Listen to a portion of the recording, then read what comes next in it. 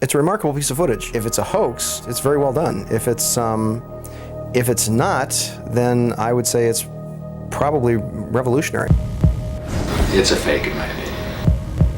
If you continue to ask questions that are out of bounds, I won't hesitate to terminate this interview. This is powerful because this is not a staged event. This is real.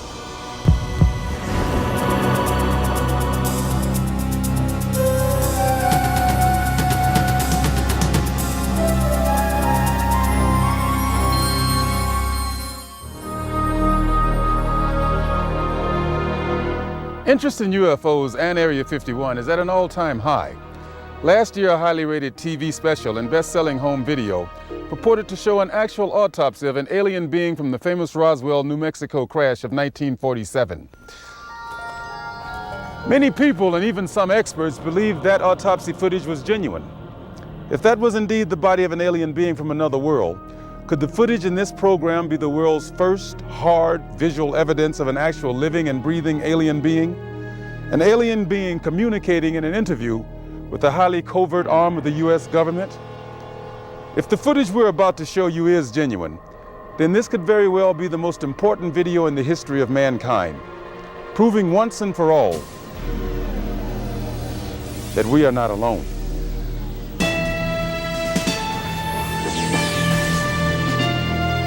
Within Nevada's Nellis Air Force Range, protected by the tightest security in the world, is the Groom Lake Test Site, aka Dreamland, aka Area 51, an installation so secret the government cryptically acknowledges its existence only as an operating location. Until recently, the military flat out denied the presence of such a base. It has served as the testing ground for many secret research and development projects, such as the U-2 and SR-71 Blackbird spy planes, the F-117A stealth fighter, and now the SR-75 penetrator, the super-secret replacement for the SR-71. Every morning, a select group of specialists with high security clearances, some reportedly as high as 38 levels above top secret, arrive at McCarran Airport in Las Vegas to be flown to Area 51 aboard a Boeing 737.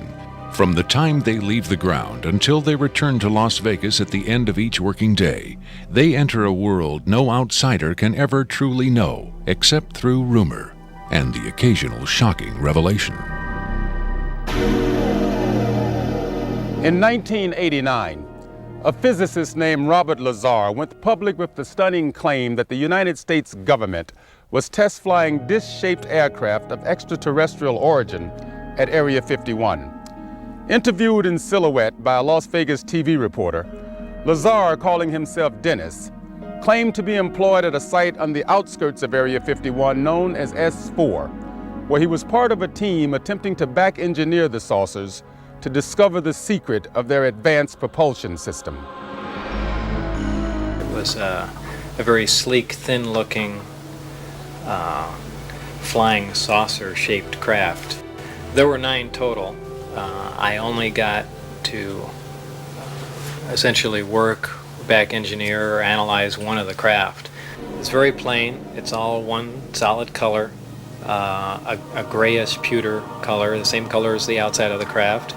There are no sharp corners anywhere. Every device in the craft, the seat, the amplifier housings, everything has a rounded corner on it, almost as if it was all fashioned out of wax and then slightly melted, so everything curved, even where the ceiling meets the floor on the end. Everything has a curve to it.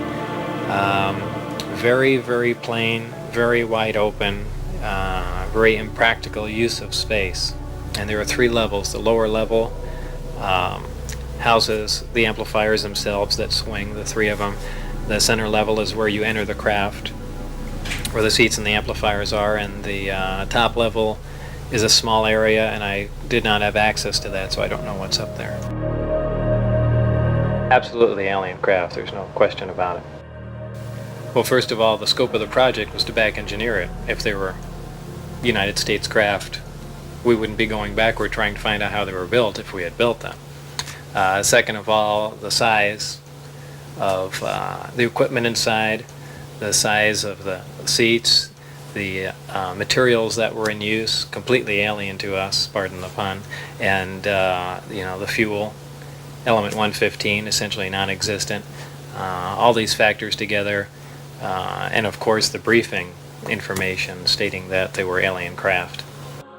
Along with Robert Lazar, rocket scientist David Adair is one of the few individuals who will go on record concerning his personal experiences with alien technology at Area 51. Was not of our origin. They shouldn't have let me see that. And then in the results of it, they locked me in a room. And the reason they locked me up in a room was because I wouldn't tell them any more about how the engine would function, and they started getting a little bit more perturbed about that. A former consultant to NASA and top aerospace companies, Adair claims that in 1971 he was brought in to study the engine of a downed flying saucer. What I was looking at was a technological marvel of its time, and it was a magnificent thing to see sitting there, and the whole situation just started really getting me more angry than anything, because the fact that they could sit on such a hunk of technology and not tell us about it. Here we are using liquid fuel engines and rockets at NASA, and here they got an engine that's probably, in theory that we know of, could be a speed of light, an engine capable of speed of light or even faster. Ufologist and lecturer Sean David Morton has appeared on Sightings, Strange Universe, and Hard Copy. He offers his own perspective on Lazar's stunning claim and the super-secret Area 51. Area 51 is approximately 135 miles north of Las Vegas. It sits in a box that's at the western middle corner of the Nellis test site. It was originally called the Groom Lake Facility, and Area 51 actually gets its name from a bombing classification. There's Area 49, 50, 51, 52, et cetera, et cetera. So one of the things that Robert Lazar told us was that if we simply went out to a black mailbox at 6:30 p.m. on Wednesday nights, that we would actually see flying saucers, that these objects would test, and that this was the military testing time between 6:30 and 9:30, and then early in the morning between about 3 a.m. and about 6 a.m. Vigorous efforts have been made by employees of the government and others to debunk Lazar's claims and discredit him personally. Nevertheless, Area 51 has become the center of a raging controversy, whether in fact certain clandestine agencies of the U.S. government are in secret contact with alien beings. Project Sigma was supposedly a deal between the United States government and various extraterrestrials that after the Roswell crash of 1947, that an organization called Majestic 12 was formed, and then in 1953, President Eisenhower was then brought in on this. Well, there was a negotiation going back and forth between the United States military, the government, and the extraterrestrials. Apparently, we had a number of things that the extraterrestrials wanted. Number one, the military needed hardware. We wanted technology, we wanted weapons technology, propulsion technology, metallurgy technology, and in exchange for this, the ETs were willing to trade us their hardware for our software, and software namely being us. What they primarily wanted was genetic material, and in exchange for that, they were willing to give us certain technological advances, like a number of flying saucers. It is out of Area 51 that the tape we are about to show you was supposedly smuggled. On Friday, July 26, 1996, the offices of Rocket Pictures, a producer-distributor of motion pictures and television programs, received a phone call. A male voice, identifying himself only as Victor, claimed to be in possession of a videotaped interview with an extraterrestrial being. Tom Coleman, president of Rocket Pictures, was intrigued enough to take the call. I, of course, thought this was some hoax. In fact, I thought it might have even been my brother at one point. But as we spoke, this was someone who seemed to be very serious. We went back and forth on this, and I basically decided that, this is a little bit too weird for me. Thank you and goodbye. As I hung up, I had a very strange feeling that maybe, just maybe, there was something here. He said he had a tape of a space alien, an ET, that was being held in a military installation in Nevada. I'm not sure as a prisoner or a guest. And he had this on tape. As we've already heard from Sean Morton and others, this is not the first time allegations have surfaced that the U.S. government is playing host to extraterrestrial biological entities, or EBEs. The first and most famous alleged contact was the Roswell flying saucer crash of 1947. This is the incident from which the alien autopsy footage supposedly originated. But there have been persistent rumors that not all of the aliens retrieved from the Roswell crash were dead. The final fate of the survivors, if any, is unknown. 2 years later, however, in 1949, another alien is reported to have survived a saucer crash, and this being, known as EBE-1, was taken into custody and kept at a safe house. EBE-1 supposedly suffered from chronic health problems, which the doctors of the time were helpless to treat. According to a controversial, possibly fraudulent briefing document dating from the Jimmy Carter administration, EBE-1 was interviewed by means of pictographs, from which it was learned that he came from the Zeta Reticuli star system. Can we eliminate one or more of these categories from discussion? The laborious process of developing a set of symbols that could be used and understood by both human and alien amounted to the creation of a new language. If such an effort was made, it represents the greatest achievement in linguistics since the deciphering of the Rosetta Stone.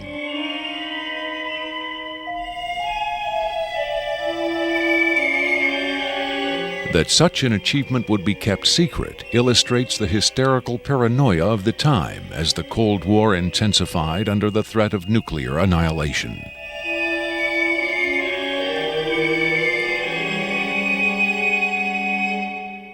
The so-called Carter-Aquarius briefing document states that EBE-1 died of unknown causes on June 18, 1952.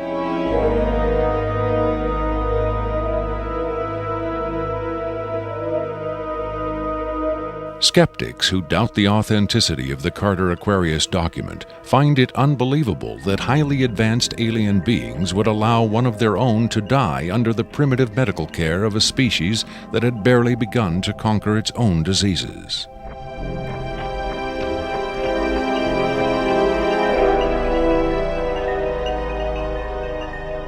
But as we will hear, there are those who claim that to the aliens, death is not a final end to be feared, but a mere transition. It was in the late 40s and early 50s that the U.S. government's policy toward UFOs was formulated. Publicly, there was Project Blue Book, which made a great show of gathering data on all the major UFO sightings, finally declaring them all to be hoaxes, mass hysteria, or swamp gas. But secretly, there may have been another policy at work.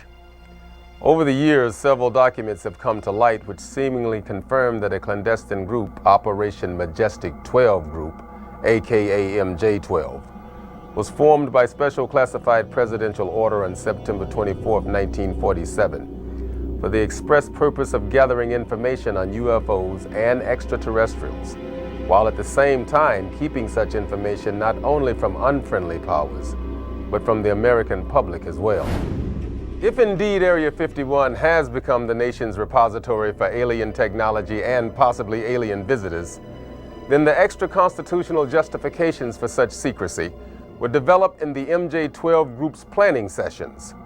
James B. Forrestal, Secretary of Defense under President Harry Truman, is widely accused of being the mastermind behind the creation of MJ-12. Once created, Majestic may have expanded its mandate beyond what Forrestal had intended.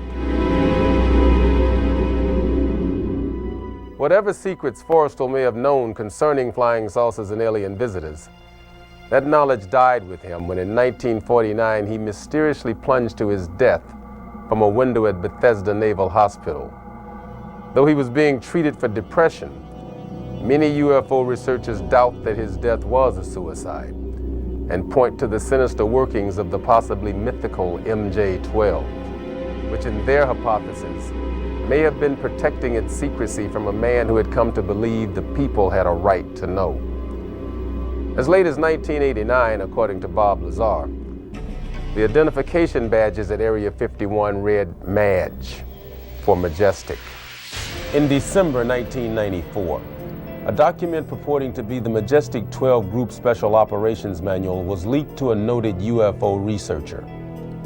It contains the following directive under the heading Isolation and Custody. EBEs will be detained by whatever means are necessary and removed to a secure location as soon as possible.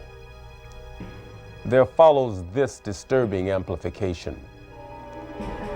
Although it is preferable to maintain the physical well-being of any entity, the loss of EBE life is considered acceptable if conditions or delays to preserve that life in any way compromise the security of the operations. From the beginning of the UFO age, it seems, secrecy was always the government's prime directive.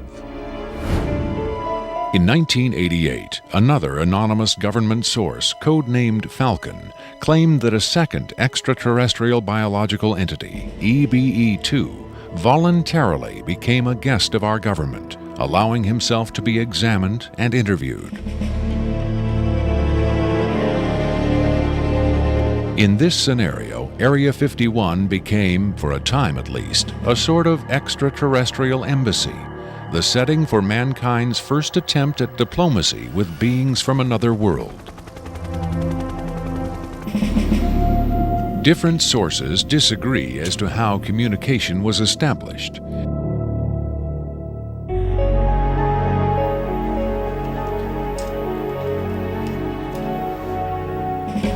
There is universal agreement that the EBEs are incapable or unwilling to speak human language. In addition to the pictographs used by EBE-1, it has been reported by Falcon that in the early 1950s, EBE-2 was fitted with some sort of artificial voice box, allowing him to speak words, and that he learned the English language very rapidly. Other sources doubt this story, however. By our kind, do you mean we Americans?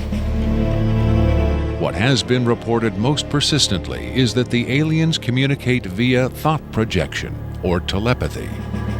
Would have been tortured, made to give up their secrets, instead of questioned in this friendly manner. We cannot be forced to communicate. Has it been tried?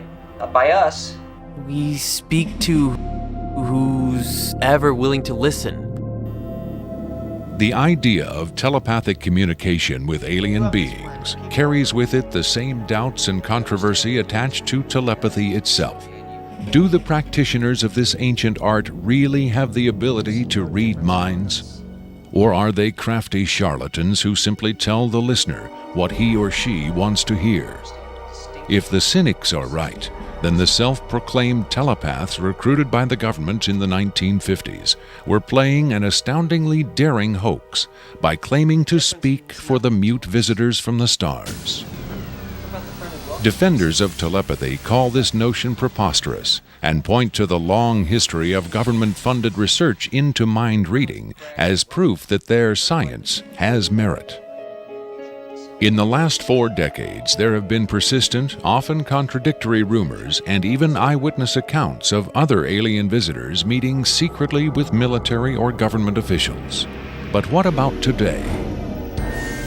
The Tester Corporation has recently come out with a model kit of Gray, the extraterrestrial life form, and a scale model of the so-called sport model, the UFO Bob Lazar says he studied at Area 51. This UFO kit has quickly become one of the most successful model kits in the history of the company. If the military is, in fact, conducting tests of extraterrestrial spacecraft at Area 51, then where are the alien creators of these craft? In his first TV appearance under the pseudonym Dennis, Bob Lazar was asked if there are living aliens at Area 51. Clearly nervous, he evaded the question by saying, quote, "I really want to steer away from that right now," unquote. In subsequent interviews, however, he admitted catching a glimpse of two scientists talking to a strange short figure with long arms. He also reported seeing several documents that seemed to contain first-hand information on alien civilizations. Lazar is skeptical of a claim made by Falcon that a group of EBEs have been given complete control of a separate base within Dreamland. But he does admit having read a report of a tragic misunderstanding between military personnel and alien beings in the late 70s. Lazar states that it had to do with bullets the MPs were carrying, and that the bullets might explode, possibly due to a field the aliens had generated in that area. This encounter supposedly resulted in the deaths of all the humans involved by head wounds. But if there was ever a large-scale alien presence at Area 51, Lazar saw no evidence of it doing his work at S4 in the late 80s. Is it possible that the deadly misunderstanding of 10 years earlier brought human-alien cooperation to an end? In his September 21, 1987 speech to the UN General Assembly, President Reagan himself did little to dispel the notion that this deadly misunderstanding brought human-alien cooperation to an end. In our obsession with antagonisms of the moment, we often forget how much unites all the members of humanity. Perhaps we need some outside universal threat to make us recognize this common bound. I occasionally think how quickly our differences worldwide would vanish if we were facing an alien threat from outside this world. Are the inconsistencies between various tales coming out of Area 51 evidence that these stories are lies? Or are the discrepancies the result of an intentional campaign of disinformation designed to discredit any elements of truth that may be reaching the public? If so, how does Victor fit into the jigsaw puzzle of questionable witnesses to the alien presence at Area 51? Is he a hoaxer, a government dupe, or a frightened whistleblower with the hard evidence to back up his story? I made it very clear to Victor that his credibility was the entire issue here, and that everybody's going to think this is a hoax, and that how are they going to possibly verify this? What he said was, you can do anything you want in terms of verified, any type of due diligence. He will answer whatever questions put forward. We could do whatever type of checking. We could bring in experts. We could have the tape tested. We could, in fact, he encouraged all of these aspects. He just did not want his face and his real name revealed. At Coleman's insistence, Victor agreed reluctantly to appear on camera, but only in disguise, in shadow, and with his voice electronically altered. The questions were agreed upon in advance, but during the actual interview, the discussion occasionally deviated from Victor's approved questions. What is your occupation at Area 51? I won't answer that. I have had reason to be present at Area 51, but I'm not going to clarify whether or not I was there as an employee. Are you saying you were there as a visitor? I'm not going to specify why or in what capacity I was there, only that I was there. Can you tell us how many times you were there? When I agreed to this, my fundamental ground rule was that I would not be asked to divulge personal data that might help pinpoint my identity. If you continue to ask questions that are out of bounds, I won't hesitate to terminate this interview. Are you saying that the number of times you were present at Area 51 is enough to pinpoint your identity? Any specifics will narrow the field of suspects. Of course, I could lie. Let's say I've been there 47 times, or anyway more than once. Let's turn to the tape itself. The copy you've supplied is not the original tape. No. Was the original at Area 51 when you copied it? That's out of bounds. Is it fair to assume that the copying of tapes at Area 51 is heavily restricted? You can assume anything you like. I would say that's a fair assumption. That's obvious. I will say that this tape was copied under special circumstances. Otherwise, copying it would have been impossible. Can you be more specific? More specific? Okay, I'm sure they've figured this much out already. Recently, there was a wholesale transfer of video documentation from analog tape to digital disc storage. In a couple of instances, this allowed data to leak from a highest security system to a less high security system. Even so, this particular tape was the only... I think that's about all I'll say about that.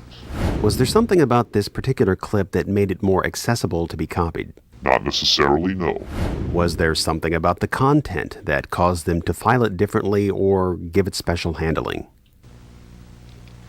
This interview was terminated.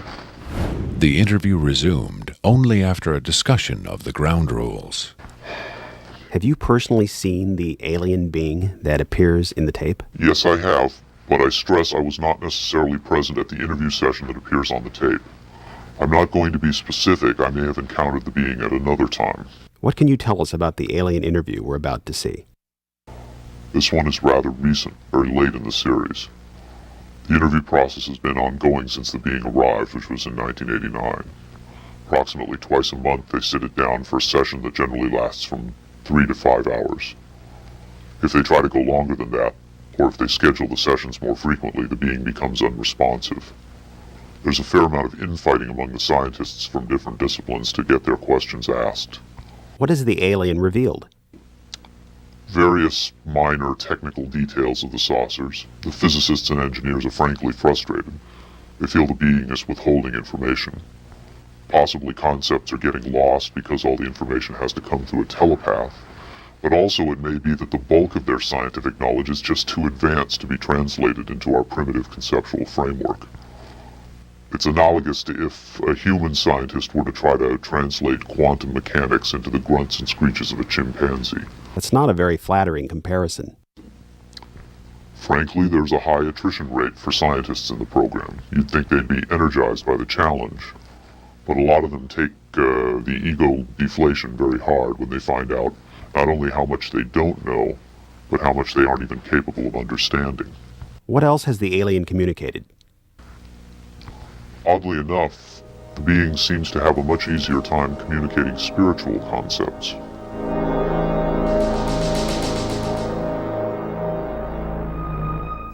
The human body is a vehicle, a vessel. The vessel must be maintained to serve the spirit with maximum efficiency. But a broken vessel can be replaced.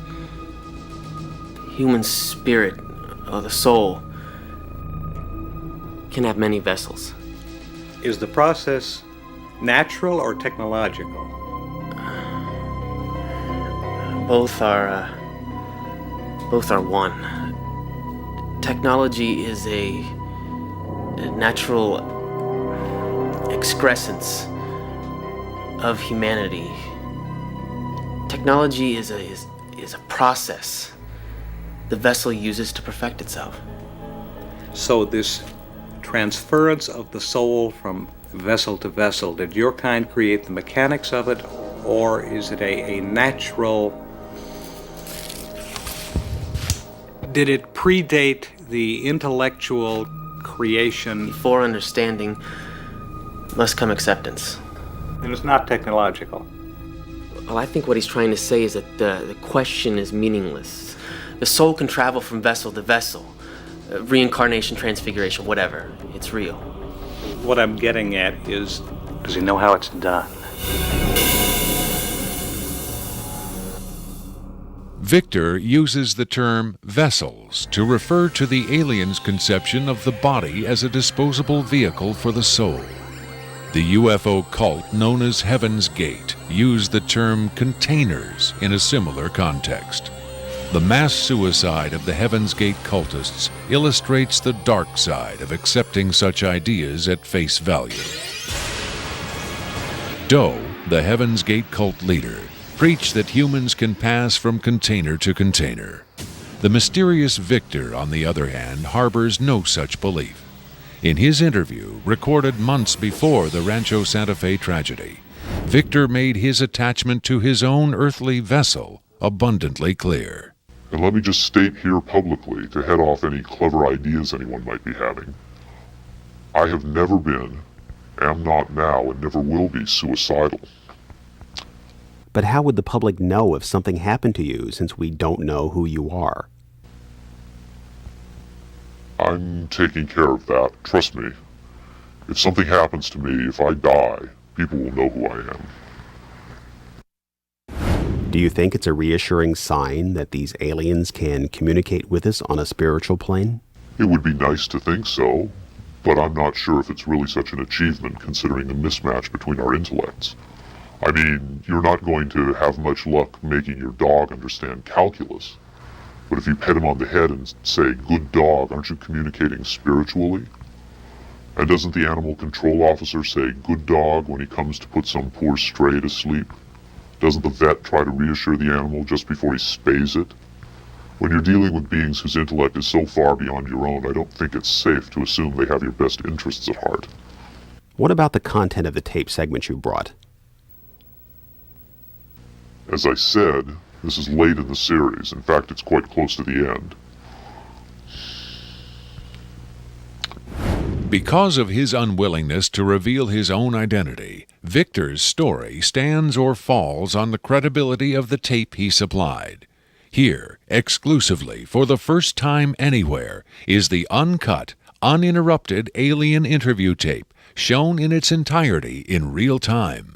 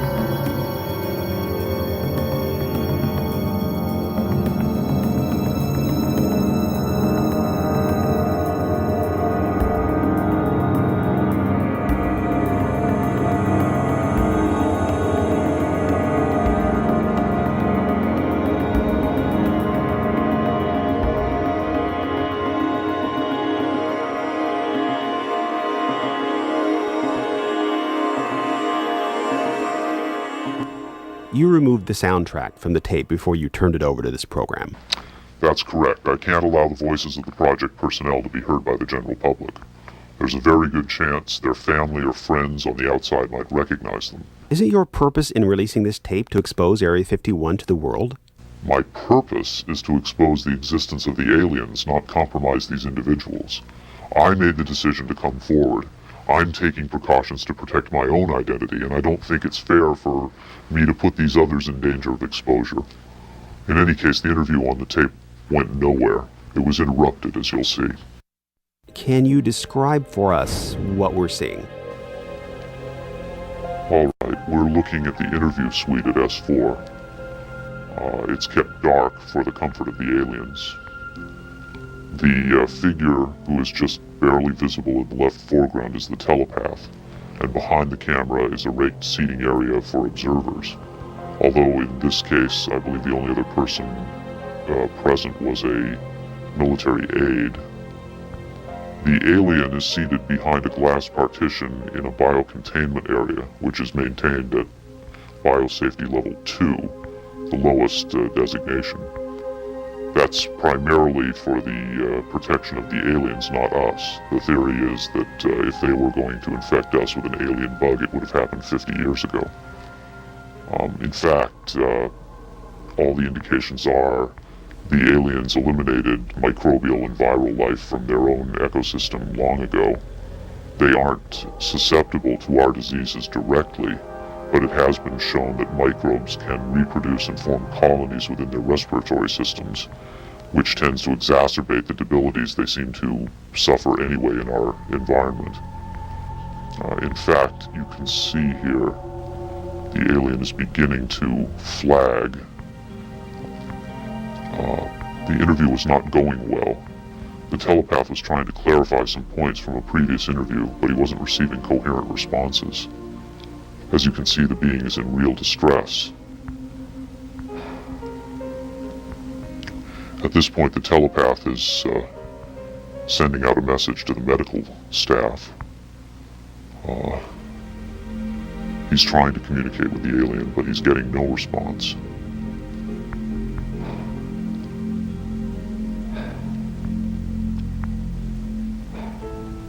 There's very little he can do. There's no direct connection between his space and the biocontainment area. That's the aide stepping in on the right. The medical staff should be there by now. They're slow in responding. There they are.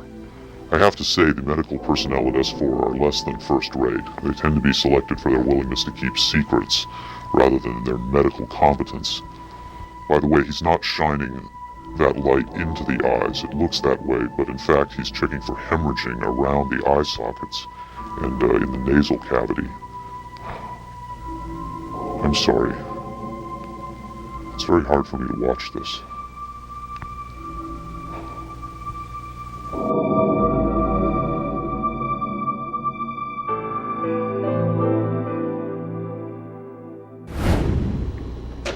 You're asking me if I think this is real? That have I finally seen a space alien? I don't know.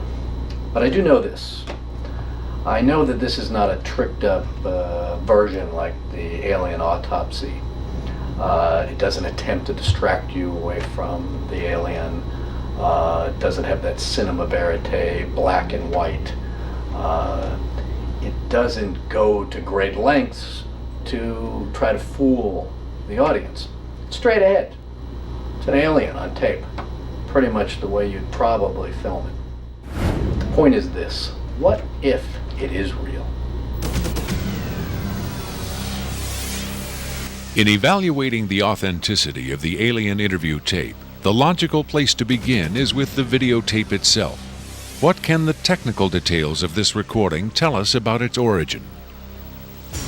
Rocket Pictures sent Victor's original tape to the Phoenix laboratory of renowned image analyst Jim Delatoso.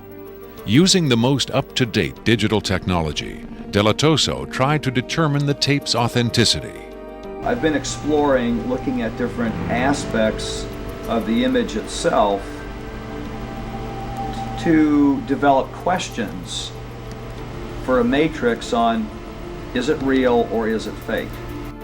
I grabbed a frame in the computer and we're outputting it now in digital format, and you can see that we have an absolutely solid picture. What we've done is taken the picture and moved it over so that we can look at the information that's in between the frames. Now, when we look at the motion video, we can see that it still is not bad. And when we have this little indicator down here, it tells me that the original image was transferred using some kind of time-based corrector. These are video screens up here, television, video monitors, and they're off at an angle. If this was shot using a video camera with lines on it, we would see moire patterns up there, and we don't see the moire patterns. So there's a probability that this was shot originally on film, possibly a film stock like 7252 or 7247, depending on the lighting. The idea that these images may have originated on film is in direct contradiction to Victor's statement that the interview was shot on video. On closer inspection, Della Toso decided the images could indeed have been recorded by a video camera under certain specific conditions. In this case, I get the sense of it that this was originally created using either film, transferred telecine to beta, and then this is the third generation, or it was taped under very low light conditions with the video gain boosted probably 12 dB. Even the emotionless analysis of a computer cannot provide a definitive answer. Della Toso's efforts yield tantalizing hints, but in the end they only increase the mystery. One of the key things about this creature are its eyes. Like the other experts, video analyst Jim Della Toso was emotionally affected by what he saw. He took the tape very seriously and offered this personal opinion. If someone faked this, I don't like these people. I think it's a bad thing for people to do, because if extraterrestrials come here, it's an incredibly important thing to understand who they are and why are they coming here. If this is not faked, I think we've got a glimpse here of a sense of communication with someone who came from a long distance away. When asked his opinion of the alien interview, Adair was careful to answer only in terms of his own experiences. If you're referring to the film where it's aliens being interrogated at Area 51, I don't know. I've never seen a UFO in my life. I've never seen aliens pickled in a jar or anything like that. But I know I saw an engine that wasn't from our terrestrial technology. If you look at an engine like that, it came out of a craft. If it come out of a craft, then that craft has occupants. So it's very logical to assume then that those occupants could still be here and they could be interrogating them, or they could have downed another craft since 1971. Makeup artist John Criswell has provided special effects creatures for many Hollywood motion pictures and television shows, such as Spaced Invaders and Babylon 5. Hired by Rocket Pictures to create the aliens for the recreation segments of this program, Criswell was very interested to finally see the real thing. By Hollywood standards, I would say it's a pretty decent puppet. Well, to be honest with you, I would love to buy this being real, but it's probably a hoax. Well, I think this is a really cool design, and it's a great concept, but I think I could have done better. Whoever did this, I mean, they could have a job in Hollywood in a minute, no problem. This one has a much creepier quality than the alien autopsy tape, I think. That one I definitely didn't buy just because of the way it laid on the table. There was a couple of things. This actually, whoever did this was, or if someone did this, they were very clever because it it hides a lot of stuff. So that's what makes me kind of disbelieve it a little bit. But, you know, who knows? Criswell thought the alien exhibited movements that would be difficult to fake. There are moments when this looks very real, and I don't know how they did certain little things about this. So right when I would say that it's definitely a puppet, he moves a certain way, or he'll lift up in the frame and all that, and all these little things are important to the, you know, to the character of it. Academy Award winner Rick Baker is one of Hollywood's reigning masters of makeup effects. He transformed Eddie Murphy into a 300-pound man for The Nutty Professor and has created monsters for countless films, including An American Werewolf in London and the UFO-related Men in Black. Baker dismissed the tape as a fake. Yeah, this doesn't fool me. I don't buy this. I think this is a puppet, and you've got a table in the foreground that's hiding the rest of its body. You've got some kind of, whatever that instrument is in the foreground, it's hiding. It's also lit very mysteriously. I think if you were going to record this alien, you would want to see it, and you wouldn't want to hide it behind a table, and you would light it in a way that would show up much more than this.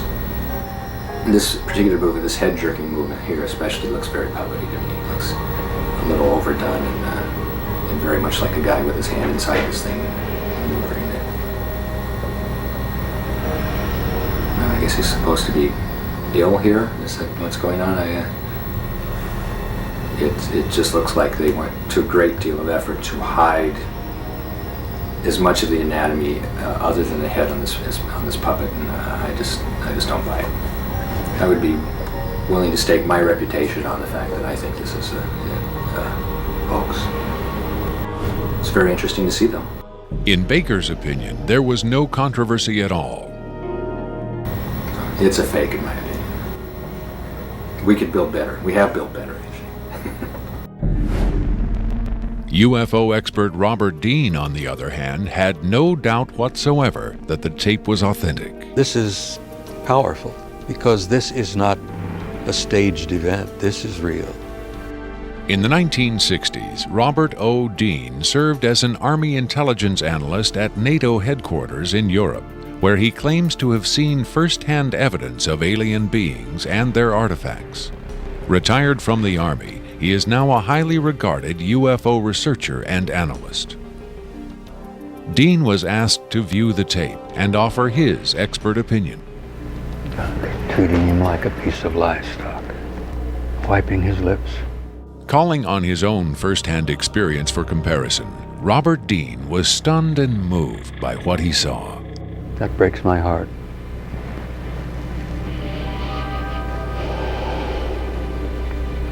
I think you've got yourself a piece of legitimate footage here, and I think you've got your hands on some pretty sensitive material. I don't know how the hell you got this. I don't know who you got it from, and frankly, I don't want to know who you got it from. But you got yourself a tiger by the tail with this footage. I would say, and I know that that's one of the things you'll ask of me, is that you've got yourself some legitimate footage of one of the little guys being interrogated and filmed. And there's a reality to it, and there's a sensitivity to it that literally breaks my heart. But I tell you very strongly, you've got something here that is very sensitive. Well, I know that the level of classification on this kind of a thing is so far damned above top secret that you can't imagine how sensitive this kind of thing is, and how delicate it is, and how tightly the government sits on anything like this. Sean Morton looked for clues to the tape's authenticity in the technical details of the interview's setting. Okay, there's a couple of interesting things about the tape right off the bat. Morton tried to decipher the time code at the bottom of the screen.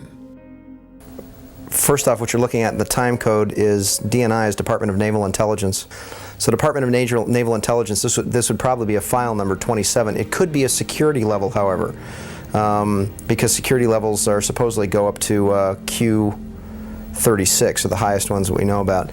The first interesting thing about that is that I'm noticing what looks like a medical monitor, and look at how slowly and erratic the heartbeat is. The heartbeat is literally 1, 2. It's very, very erratic, and it looks as though the heartbeat being as erratic as it is only about, from counting that, it looks like it's about 30 a minute or so. Morton suggested an alternate explanation for the video's dim lighting. One of the unusual things about most of these particular race of aliens is they are very, very sensitive to light. So a lot of these interviews are conducted in very darkened rooms. To Morton's eye, many features of this alien dovetailed with accounts of other first-hand contactees. Another strange thing about the physiognomy of these creatures is, as well, is if you will notice that the neck itself is not at the back of the head like a human being is. The neck is actually in the center of the head, which is what actually gives it problems holding its head and its neck up. Whatever this is, it's being taken, the interview is actually being done through a piece of glass, which is probably something somebody faking the photographs probably wouldn't think about. Right there we see that the creature appears to be choking. The dark eyes, in many cases, are actually a form of lens that guards the creature against untoward sunlight. It's a remarkable piece of footage. I mean, it's very, very, very, very interesting. If it's a hoax, it's very well done. If it's not, then I would say it's probably revolutionary.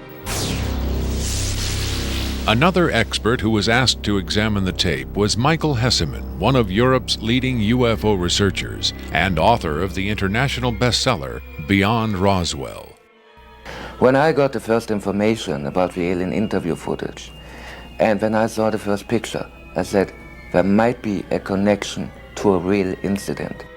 Hesseman was intrigued both by the alien's appearance and by Victor's claim that the being arrived at Area 51 in 1989.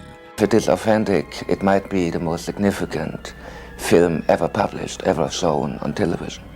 For several years now, Hesseman has been investigating reports that the South African Air Force shot down a flying saucer in the Kalahari Desert in 1989. According to Hesseman's sources, 2 survivors were retrieved from the downed saucer. One was sent to Wright-Patterson Air Force Base in Ohio, and the other to Area 51. The extraterrestrial in Victor's tape bears a striking resemblance to descriptions of the Kalahari ET, and the timing of its appearance at Area 51 is consistent with the South African incident. If you see the drawings we have of the Kalahari alien and the descriptions we have, it seems to be the same being. And the Kalahari incident puts the alien interview footage into a context and gives it at least a probability that it might be real. It might be the real stuff, we just don't know. Whitley Strieber, best-selling author of Communion, claims to have had numerous personal contacts with alien beings. He has become the de facto spokesman for the growing number of people who claim to have been abducted by extraterrestrials.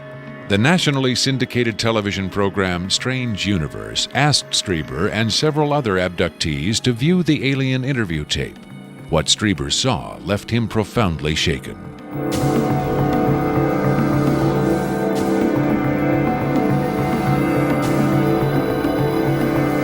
Strieber would not agree to be interviewed on camera for this program, but on Strange Universe, he had this to say.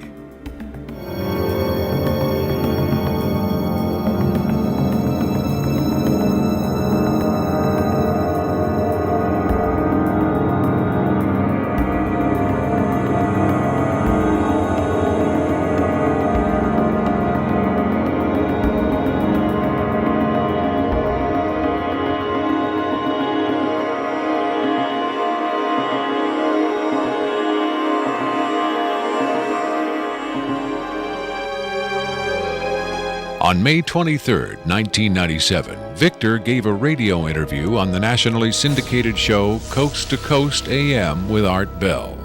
Speaking by telephone from an unknown location, Victor answered questions from host Art Bell and his guest, UFO expert Sean Morton. From the Kingdom of Nye, Coast to Coast AM continues with Art Bell. It is going to be a very interesting morning. Let's see if we've got Victor on the line. Victor, are you there? I'm here. Welcome to the program, Victor. Afterwards, this is what Bell and Morton had to say about Victor's credibility. What a hell of an interview, huh? Boy, oh boy, talk about making history on the radio. It was, as far as I could tell, he answered every question properly as far as exactly where the locations are, to the descriptions of the the transports, the 737s, to the CTS-43s, the retinal scans, the 5 levels at S4. A veteran of countless controversial interviews, Art Bell still found himself impressed by his encounter with Victor. In the first, I think, half hour, I sensed that I was getting a kind of a runaround, or that I was not satisfied with the quality of the answers that I was being given. But as the interview progressed, and Victor, to some degree, began to relax, I began to get a different sense, and that was that he was telling me the truth. I think Victor was scared. I think Victor really is scared. And so my judgment of the interview after about the first, maybe 20 minutes, half hour, is that we began to get some real information. It was a significant milestone. There's no question about that in broadcasting.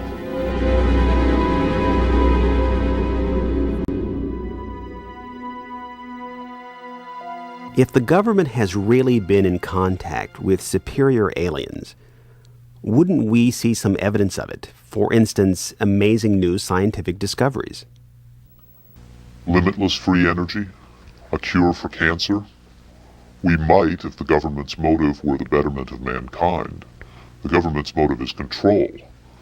And just as much as they crave control, they fear loss of control. Knowledge is power, but power does not necessarily confer competence. The people at the top of this program are intellectually very average.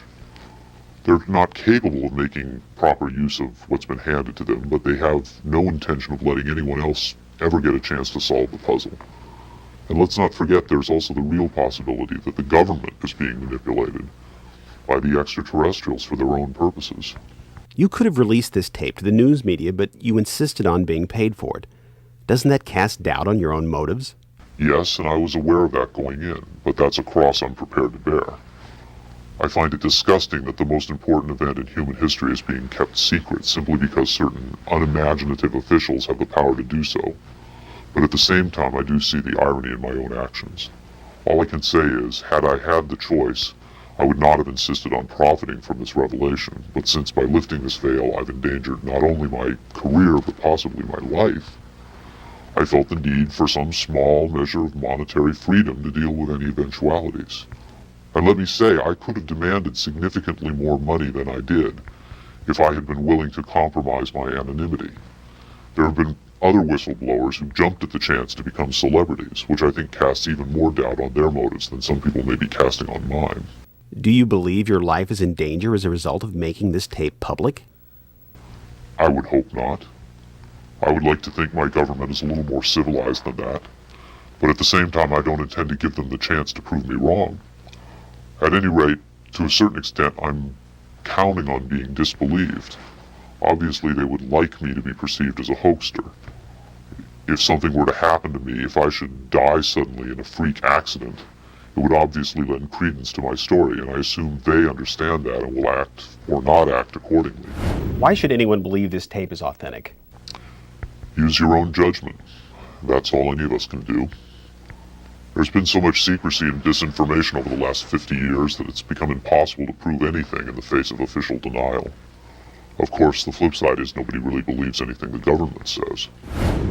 Robert Dean heads a growing movement lobbying Congress to release former NASA intelligence and military officials from their security oaths so they can talk openly about U.S. involvement with UFOs and aliens. As early as '49, your government knew we were dealing with extraterrestrial intelligence. And then it sort of blew up more and more. Every year there were more discoveries, more conclusions, more contacts. And as you probably know, we have indeed retrieved crashed hardware, and we have reverse engineered it, and we have indeed been flying some of that hardware in this base not too many miles outside of Nellis, near Las Vegas. Dean believes the time has come for the government to tell the people what it knows. The truth has got to come out. We're over 30 years too late. The people not only have a right to know, they have a need to know. And damn it, I stand in this belief, and I will say this and stand by this till the day I die. Congress has the responsibility, Congress has the obligation to the people, to the Constitution, and to the nation.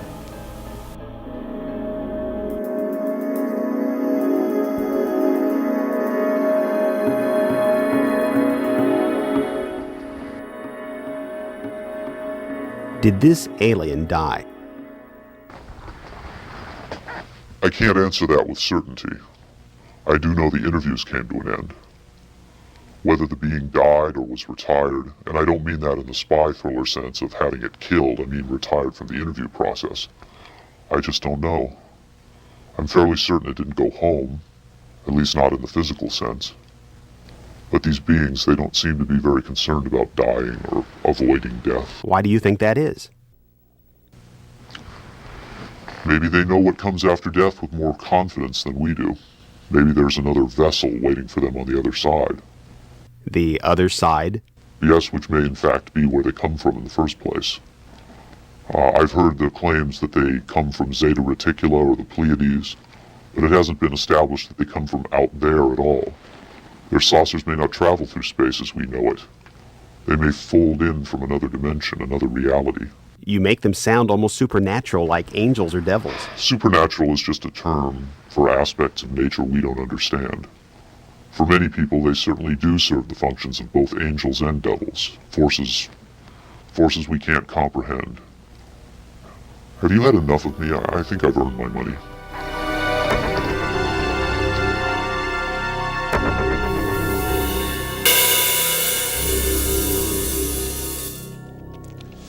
Is seeing believing?